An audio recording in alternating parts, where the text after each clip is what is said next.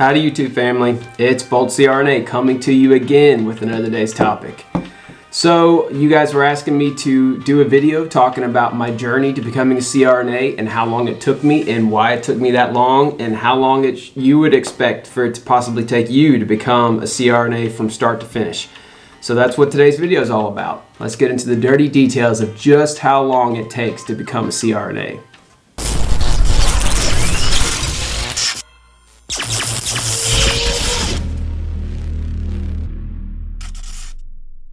Now, all of this advice and information goes with the caveat that I'm expecting that you know when you start freshman year of college that you want to become a CRNA one day. If you don't have that already in your head, that's what you want to be, and you kind of are just feeling it out as you go, it could take you longer. So remember that. If you're starting off wanting to be a dentist or wanting to be a teacher or something and you change your mind along the path, it could take you much longer than this. So in general, you're going to need a Bachelor's of Science in Nursing. Now, a Bachelor's of Science in Nursing is a 4-year degree, typically. For my program, it was actually 4.5 years. But that's because my nursing program was 2.5 years long instead of 2 years long. So, of course, you do 2 years of prerequisite courses, which are going to be your microbiologies, anatomy and physiology 1, and advanced anatomy and physiology 2, biology 103, a bunch of your American Lit courses, and your human growth and development courses, and your basic psychology courses, and I think I had to take an ethics course. You have to take a statistics course, some general chemistry or biochemistry or something like that. Some schools require physics and some other things, but essentially it's about 2 years of prerequisite courses, history, all that stuff. Typical prerequisites that most of your undergrad degrees are going to require, maybe with a few specific courses that you really need to know you're doing nursing or medicine or something like that, because you can specifically get those science courses out of the way. So then you apply for a nursing program after your 2 years of prerequisites in your freshman and sophomore year of college.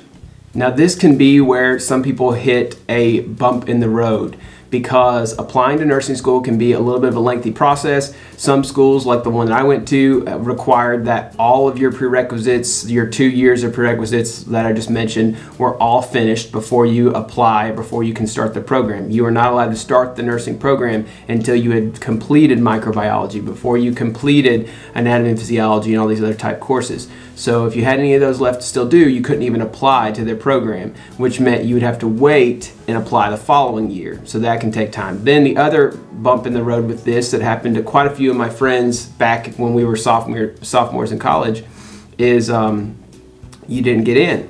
So a lot of nursing programs are competitive because a lot of people are wanting to go into nursing school because it's a degree that makes, a guaranteed job, and it makes good money, and it's also kind of fulfilling. You get to help people and work in healthcare and things like that, and there's so much upward mobility where you can continue on and become an APRN or work in executive leadership or whatever. There's just a lot of great things about the nursing field. So a lot of people go into it, and a lot of people, that makes it competitive to get in. So I had a lot of friends who did not get in the first year they applied for nursing school. My program, they took all the applicants and they lined you up from top GPA to the lowest GPA, and they took the top 50. I think it was 40 or 50 of us that they took. So anyway, those of us that got in, we were the top GPAs. Everyone else who applied, which I was told was another couple hundred, did not get in for that year. So then you get into nursing school. Good job. Job well done. There's your first big obstacle. Now you're in nursing school, and it's a terrible, long, rough program. Now, in retrospect, after you've gone through CRNA school, nursing school is much easier than CRNA school. But when you're 20, 21, 22, it's very difficult. For a bachelor's degree, making you study all day and prepare for a clinical rotation in the morning and look up all these medications, look up all this pathophys of what's going on with your patient for clinical the next morning, and then expecting you to get up at 5 a.m. and drive, maybe an hour to a clinical site or something like that. And then be on the floor dealing with like sick patients and medical conditions and putting in IVs and a lot of stress and stuff that you're under and all that. So that's a lot to put on you at a young age. And the testing is notorious in nursing school for being like all the answers are correct. You just have to figure out which is the most correct answer. And a lot of nursing programs actually kind of weed you out. They almost are set up to weed out people and to stress you out to the point where you think you're not going to pass. So yeah, I remember that. That was many years ago for me. I guess about 10 years ago now. But yeah, I mean, I remember it pretty acutely. So I know your pain. If you're in nursing school now, trust me, I know the pain you're going through. It's not something to belittle or say, oh, that's just a quick undergrad degree. So kudos to you for the hard work you're putting in now. All right, so at this point, these are all the steps that I've taken. So I'm telling you advice of what you will be needing to do, but this is also what I did. I got in the first time I applied. I was lucky. I had a very good GPA. I had a 4.0 GPA going into nursing school. All of my science classes were all A's, my chemistries and my biologies and my anatomy and physiologies. And I even actually took an extracurricular human dissection course at another college that would boost up my grade and also be impressive on my application. And I also just like science. I liked human dissection. I liked the body. So I took it. And I liked that class. So yeah, that looked good at my application. So I got in. Did pretty well through nursing school. I was a very average kind of B+ to A student. I never was the type of student who had to make an A in everything because I knew it didn't really matter. But I did make good grades and I did do well in clinical. And I worked to really understand the concepts and how to apply the concepts and how to critical think because I knew that I wanted to continue on with my education. And at that point, I wasn't sure if I was going to do medical school or if I was going to do CRNA school. I was still debating between the two paths. I did not know enough. At that point in your education, you're still young. You're not exposed enough to the real world of healthcare and medicine and nursing to really know what you want to do. You can have an idea and you can watch a YouTube video like me talking about it, although that wasn't really existing back then. But yeah, so I mean, it gives you a little bit of an idea, but you don't really have a true idea of what you personally want to do and what you will succeed in until you get your feet wet a little more. So at that point, I was just putting my feelers out there everywhere, figuring out like, what's the path for me? What do I want? So actually, between the first semester of nursing school and the second semester of nursing school, we had a little month and a half break for our summertime, and they encouraged us to take some extra courses on geriatrics and things like that. But I instead took the summer off and did a summer internship at UAB for a pre-medical school internship. So I was selected. They select 20 students per year, or at least they used to.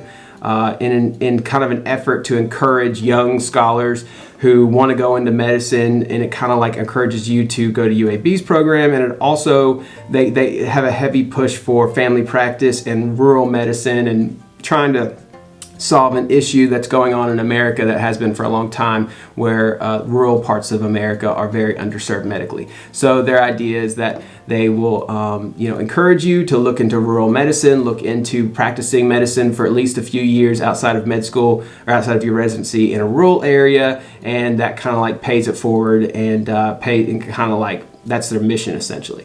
So I did that internship. I was one of those 20 students selected. They give you a few $1,000s, and you have to go and live kind of on UAB's campus and in the Huntsville area.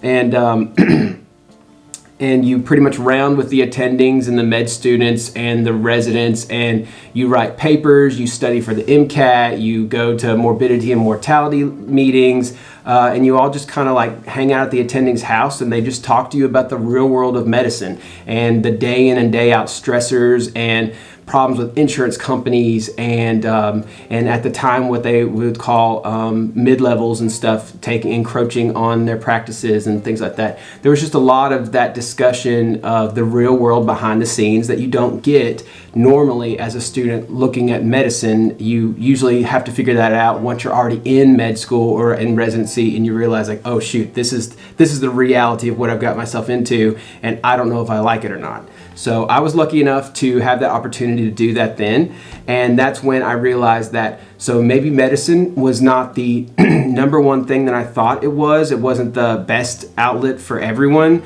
and that maybe there's some things in that field that might need to be changing in the future to be sustainable. And I wasn't sure if that was a sure bet for me to put all of my money on, essentially, literally and figuratively. And so maybe I should investigate my other options and what I might enjoy as well. So I get back from that internship and we start second semester of nursing school, which included our med surg and surgical type rotations at the hospital and at a surgery center. This is the first time that I get to meet a CRNA in person. I had heard about CRNAs before, and like I told you, it was something that I thought it was like one of my two options I was considering, just because I had heard so many great things about it and it sounded like an interesting profession, but I really didn't know enough about it yet. So I had spent the summer exploring medicine and that path, and then I was going to spend that fall semester in rotations in surgery centers and being around people who are, CRNAs and stuff, so I get to see them firsthand and what they do and talk to them. As I was doing those rotations, I realized this is truly what's interesting to me. And this is an area of healthcare that I really find engaging. I love the idea of being able to be at the head of the bed with my patients and be able to relieve their pain and fears and anxieties and be pretty much the feel-good doctor, essentially. A lot of other physicians and what I dealt in advanced practice providers, when they see patients in the clinic, which I also had to, see patients in the clinic or shadow them in the clinic all through the summer, I got to see a lot of patients that were just non-compliant. They were unhappy, they were non-compliant, they wanted a pill to fix all of their diabetes and hypertension and heart disease and everything while they eat a cheeseburger every day and sat on their butt and did expended no energy. They actually would yell and be disrespectful to their providers. And it would get uncomfortable sometimes, and you would realize wow, this is definitely not what TV makes being a doctor out to be. This is not the real world of it. And so I was already kind of disillusioned by seeing that behind the scenes aspect of it. And then when I went into surgery and realized hey, this provider is able to actually be there for their patient. Yes, of course, these patients also are diabetic with hypertension and other issues, and that is something you have to take into account with your anesthetic, but that wasn't something they were required to long-term manage. They were able to say, okay, so I see your issues here. I'm going to tailor my anesthetic for your needs. I'm going to make you feel good and comfortable and have this be the smoothest surgery that it can be for you. And hopefully, when we all wake up and we're all done, you're going to say this was the best, smoothest anesthetic, and I've had a great day. And so, a great day. That's not quite the way it goes out usually after surgery. Not great day, I shouldn't say that. I appreciate what you did for me, I should say. And I did see that. I saw patients go through surgery and they'd wake up after surgery and they'd be like, oh, is it over? Wow, thank you so much. And a lot of times they weren't really in pain. If you did a good block for them, or you did a really good smooth anesthetic and blocked any kind of nausea they might have experienced afterwards, and you gave prophylactic medicines for that, they wake up, they're fine, they're happy, they go home. That kind of relationship I really enjoyed. And so that's when I realized, okay, this is definitely what I want to do. I want to work in anesthesia. I don't want to do med school. I don't want to do residency. I have been disillusioned by the realities behind that, but I would like to go be a CRNA. And this is also around the time when the rumor was that they were transitioning to doctorate. And it was going to be in a few years before it was official, but that was already kind of the writing was on the wall. They're in the works of transitioning advanced practice providers to doctorates, and the CRNAs were the first ones who were definitely going to be doing it. So, and I always knew I wanted a doctorate, so that was check, check, check. This is all sounding correct to me. And so then I started really focusing on critical care. I started really, because I knew I had to go work in the ICU as a new graduate to then one day go to CRNA school. So I started really focusing on critical care aspects, Swan Ganz catheters, SVRs, calculations, hemodynamic stuff. I started really focusing on ventilators, and in the rotations that we did in the ICU, I would really focus on hands-on, trying to get on hands-on as much as I could with the patient, so I'd feel the most comfortable that I could with them. So anyway, I did that, got out of nursing school, graduated, thank God, in May 2012, and I went straight into the ICU as a new grad. And a lot of you asked me questions about that, how to get into the ICU as a new grad. It's really about networking, and it's also about connecting with people in your clinical rotations, connecting with the managers, connecting with the staff, making them feel like you're somebody who wants to be a part of the team and wants to help and is eager to learn, is not arrogant, you're not full of yourself, you don't think you're going to step in as a new graduate and know how to run the ICU and that kind of stuff, because you obviously will not.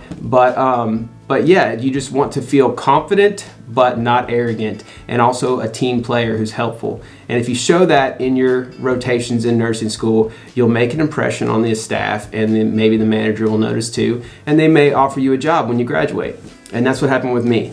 So anyway, worked in the ICU for 2 years as a staff nurse. At this point, I knew I could apply for CRNA school. For CRNA school to send in your application, some schools require 1 year, other schools require 2 years of experience. The trick is, most students who actually get accepted to CRNA school, not you can apply all day long. Will you actually get in is the question. You can apply with 1 year. A lot of students who apply with 1 year don't get in. Most students who get into CRNA school have, I think statistically, it's 3 to 5 years, or 2.8 years to 5 years. The AANA released a statistic recently about it, but essentially most people who get into CRNA school have more than 1 year of experience. So I knew at this point I had 2 years experience. I could go straight to CRNA school at this point, or I could fulfill my other desire before CRNA school and do travel nursing. Which is what I chose to do.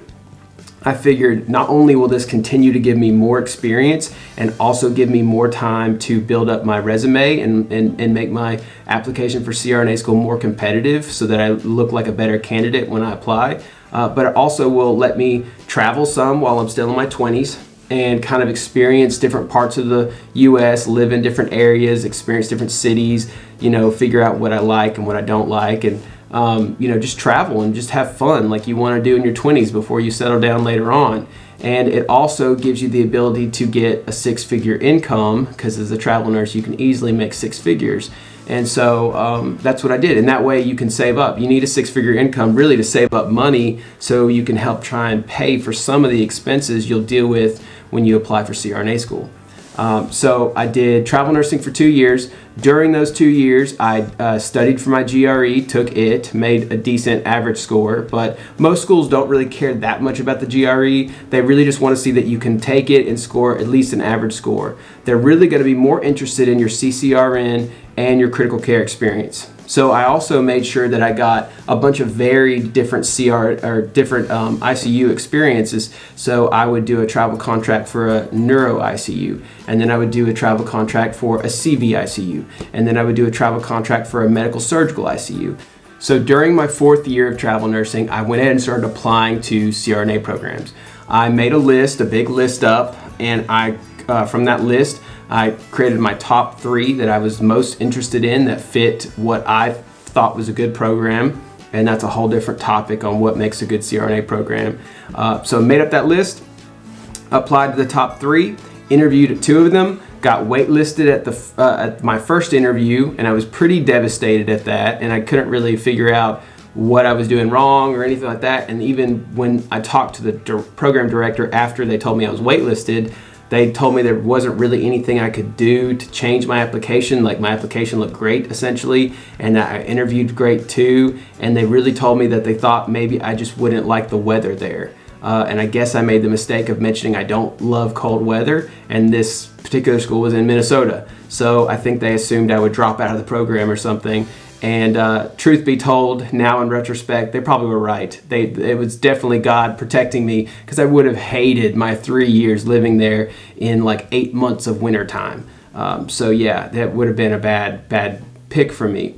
So but at the time I was devastated and upset and considering like, well, what if I want to do something else? Maybe CRNA is too hard to get into. I thought, man, if I can't even get in with my stats, maybe this is just, a pipe dream and I should do something else. And then I had my other school that I had applied to that also extended me an interview. And I said, okay, well, I'll interview there too.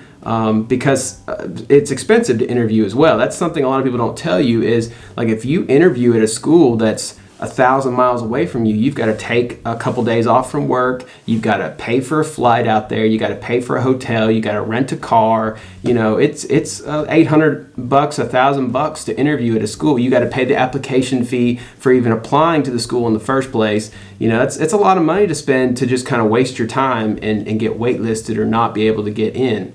So yeah, I was pretty upset at first, but I went ahead and I said, all right, I'm going to interview at this other school, one last chance. If this doesn't work, if this is not the right school for me, then I might consider, I don't know, business or just going a whole different path. So anyway, go to my second, interview there at that school. Really love it. Great vibe from the school. I really feel at home there. I really feel like this is where I'm meant to be. It all just kind of clicked. It's kind of like when you love at first sight or something like that, where you just know like this is right. But I didn't know if they felt the same way about me. You never know in the interview. You always assume they like you, but you never know. They might not take you. But I got back home, got the phone call about a week later saying, hey, we'd love for you to be in our program. Do you accept this invitation? And of course I said, yes, I accept. So I took that. Had a couple more months left of freedom before I had to move to Tennessee to start my CRNA program. Did my 3 years in that CRNA program, and through my various other videos, you can look back and see kind of the stuff that I went through with that. I have videos pretty much vlogging through all 3 years. So anyway, did 3 years of CRNA school, graduated with my doctorate in nurse anesthesia, and then moved out here to California. So now that I've just told you the whole path there, I'll tell you how long that actually took me. I started college as a freshman in 2007, and I graduated in July 2019. So that's how long that took me. What is that, 12 years, 11 and a half years, something like that. 2007, 2019, yeah. So it's quite a long time. You could cut down the ICU experience time. Like I told you, I did 2 years staff and 2 years travel. I could have done just 2 years staff and applied, and that would have I probably still would have gotten in. That's still pretty decent experience, 2 years. I know plenty of people who got into CRNA school with 2 years experience. Probably could have done that. So you could say cut it down from like 12 years to 10 years is what a lot of you could probably anticipate it taking you to get through CRNA school. Maybe some of you, if you're really lucky, do it in 9 years. But now you're like 1 in a million kind of, diamond in the rough situation where you get it done in 9 years.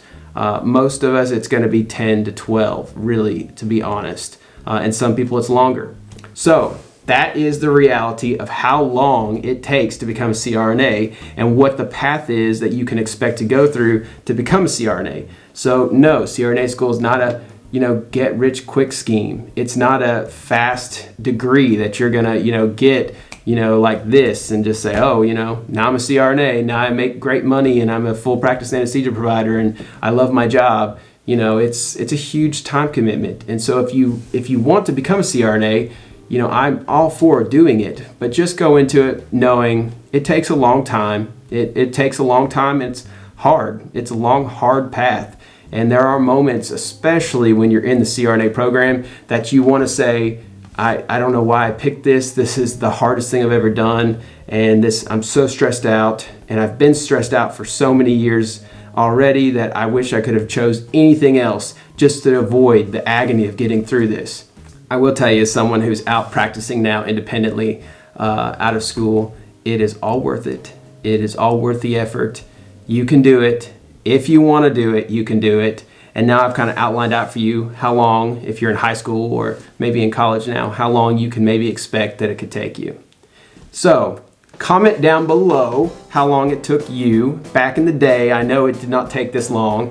It was a little faster back then. It used to be a master's degree, and then before, many decades ago, it wasn't even a master's, I don't think. It was a lot faster. And so, yeah, there used to be people who could get through a lot faster than what they do now. Maybe people have heard from them, from the 60s or 50s or something, like how long it took them to get through school. And so it's very different from what it is now. But we don't live in the 50s or 60s or 70s anymore, so we have to go by what it is now.